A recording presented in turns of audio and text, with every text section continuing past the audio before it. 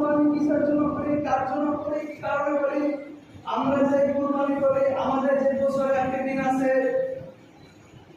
যেদিন আমরা গরু জবাই করি আল্লাহর উদ্দেশ্যে, আমাদের পক্ষ থেকে আল্লাহ রাব্বুল আলামিনের উদ্দেশ্যে আমরা কুরবানি জবাই করি।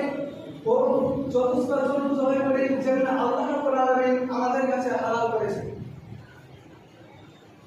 যে কুরবানি আমাদের আগামী কালকে মহান আল্লাহ রাব্বুল আলামিন পবিত্র কোরআন কারীমের মধ্যে বলেছেন, ফাসাল্লি লিরাব্বিকা ওয়ানহার, তোমরা সালাত আদায় করো এবং কুরবানি করো কার উদ্দেশ্যে?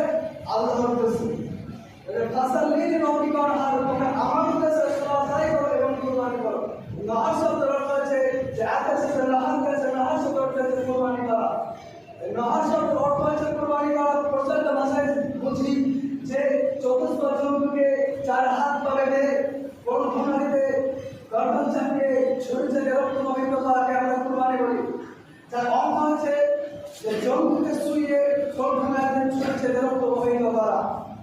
যে আরব দেশে কুরবানি করা হয়, এই আরব দেশে কুরবানি করা হয়, এই কুরবানিকে বোঝানোর জন্য এখানে নাহার শব্দ ব্যবহার করা হয়েছে। মাঝে মাঝে নাহার শব্দ অন্যান্য কুরবানি, অন্যান্য জবাইয়ের ক্ষেত্রেও ব্যবহার করা হয়। কারণ প্রমাণ দেওয়াতে কাউসারের কথা বলা হয়েছে, তার কারণে দুটি বিশেষ কারণ দুটি, এক সালাত আদায় করতে হবে একমাত্র আল্লাহর উদ্দেশ্যে, দুই তারই উদ্দেশ্যে কুরবানি করতে হবে। সালাত হচ্ছে শারীরিক ইবাদত সময়ের মধ্যে, আর কুরবানি